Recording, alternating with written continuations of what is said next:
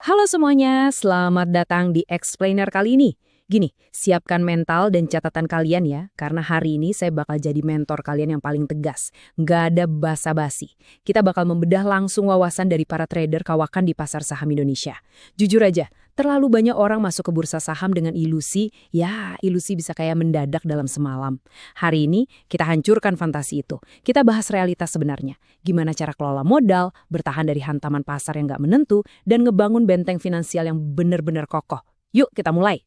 Nah, ini dia silabus ketat kita hari ini. Kita bakal cover 6 poin utama, mulai dari realita pahit trading saham, bangun modal lewat bisnis AI, terus pola pikir antara trading versus investasi, habis itu kita masuk ke Big Banks sebagai benteng investasi kalian, aset pelindung lewat emas dan SKD, sampai kunci bertahan yaitu cepat beradaptasi. Sip, mari kita masuk ke poin pertama.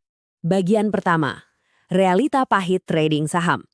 Kalau kalian datang ke sini mikir bisa langsung resign dari kerjaan dan hidup cuma dari mantengin layar pergerakan saham tiap hari, well, dengerin ini baik-baik. 10 juta rupiah. Coba pikir, kalau kalian baru punya modal segini, kira-kira bisa nggak sih bertahan hidup murni dari trading saham aja? Jawaban jujur dari kacamata profesional, super duper sulit, beneran deh. Kalau modal masih sekecil ini, maksa jadiin trading sebagai satu-satunya periuk nasi, itu ibarat resep bunuh diri. Baik secara finansial maupun mental. Kenapa bisa gitu? Gini alasannya. Ini poin krusialnya ya, ngarepin cuan rutin 10% tiap bulan dari trading itu ilusi yang sangat berbahaya. Bakal ngancurin mental kalian. Pasar itu kan nggak stabil. Ada bulannya kalian bisa cuan gila-gilaan sampai 100%. Tapi siap-siap juga di bulan berikutnya portofolio kalian bisa ambles minus 30%. Nggak mungkin kan kalian ngandelin tebak-tebakan pasar harian buat bayar cicilan atau tagihan listrik bulan depan? Ini tuh permainan volatilitas tingkat tinggi, guys. Ngomongin soal volatilitas jangka pendek, coba perhatiin saham-saham konglomerasi. Data nunjukin saham tipe ini bisa tiba-tiba meroket 60%, tapi jangan salah, mereka juga bisa mendadak anjlok sampai 46%. Kebayang nggak tuh emosi kalian lihat duit nyusut separuh dalam hitungan minggu? Makanya buat ngadepin ini kalian wajib mutlak punya exit plan atau rencana keluar yang terukur. Ambil untung lebih awal buat ngebatasin resiko kerugian yang lebih besar. Jangan pernah ngejar pasar yang lagi hijau tebal secara membabi buta. Disiplin emosional itu kunci utama buat bertahan di sini. Kalau nggak, habis kalian. Bagian kedua, bangun modal lewat bisnis AI. Terus kalau modal awal cuma 10 juta dan trading bukan solusinya, mesti mulai dari mana dong? Nah, kita harus putar otak. Kalian butuh bisnis untuk nyiptain arus kas. Dan sekarang ada satu cetok biru yang menurut saya paling masuk akal. Perhatikan 3 langkah praktis ini. Di era sekarang, teknologi kecerdasan buatan atau AI itu nawarin biaya modal paling rendah tapi dengan potensi margin yang gila-gilaan. Langkah pertama, pelajari alat AI sederhana kayak ChatGPT atau Cloud. Gampang kok. Langkah kedua, bikin produk awal atau dashboard sesimpel mungkin. Langkah ketiga, jual jasa otomatisasi ini ke UMKM buat bantu ngeberesin operasional dasar atau pembukuan mereka. Buat pemula yang mau nambah pendapatan, ngebangun agen layanan AI buat bisnis kecil ini adalah cara termurah dan paling cerdas buat dapat duit cash saat ini. Camkan prinsip ini baik-baik ya, dapatkan uangnya dengan cepat supaya kalian bisa kaya secara perlahan. Bikin bisnis agensi AI itu ngasih arus kas cepat dengan modal minim. Tapi ingat, dapat duit banyak dengan cepat bukan berarti otomatis kaya loh.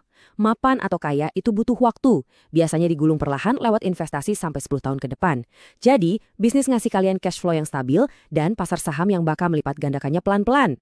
Masuk ke bagian ketiga, pola pikir, trading versus investasi. Begitu dapat cash flow dari bisnis AI kalian tadi, mental kalian harus di-upgrade. Kalian harus bisa misahin 2 hal ini di kepala kalian. Jangan sampai dicampur aduk. Mindset trader yang ngejar untung cepat dan investor jangka panjang itu beda bumi dan langit. Trading itu ngejar keuntungan modal, main di volatilitas tinggi, dan nguras emosi harian, bikin capek. Sebaliknya, investasi jangka panjang itu soal hasil dividen dan fundamental bisnis yang kuat. Buat investor sejati, mereka masa bodoh sama kepanikan pasar harian atau bursa yang tutut karena fokus mereka murni dinilai bisnis jangka panjangnya. Coba renungin prinsip klasik dari Warren Buffett ini. Kalau bursa saham ditutup 10 tahun, apakah kalian bakal tetap tenang pegang saham tersebut? Kalau bayanginnya aja udah bikin kalian panik dan stres, berarti aset itu emang nggak layak dipegang. Gini cara kita ngebangun ketangguhan mental guys, supaya kalian nggak gampang jantungan saat lihat portofolio merah drastis di jangka pendek. Bagian keempat, Big Banks sebagai benteng investasi. Oke, jadi di mana tempat paling aman di Indonesia buat parkir uang hasil bisnis AI tadi selama 10 tahun ke depan? Jawabannya mengarah ke satu sektor, bank-bank besar. Coba lihat data ini, mengejutkan banget loh. Saham bank raksasa kita, BCA, baru-baru ini kan sempat ngalamin penurunan valuasi yang cukup dalam ya, sampai sekitar 40 atau 50%-an dari titik puncaknya. Padahal, pas dunia lagi ancur-ancurnya karena COVID-19 kemarin, penurunannya cuma di angka 38%. Apa artinya buat kita? Kepanikan pasar saat ini justru ngasih kalian tiket emas buat beli saham yang jadi tulang punggung ekonomi Indonesia dengan harga diskon gede-gedean. Eits, tapi jangan asal beli juga ya. Kalian harus tahu kriteria spesifiknya untuk mengejar target dividen tahunan. Cari bank yang rajin bagiin dividen secara stabil. Terus, ingat ini, valuasi murah itu cuma ada pas pasar lagi panik dan nggak pasti.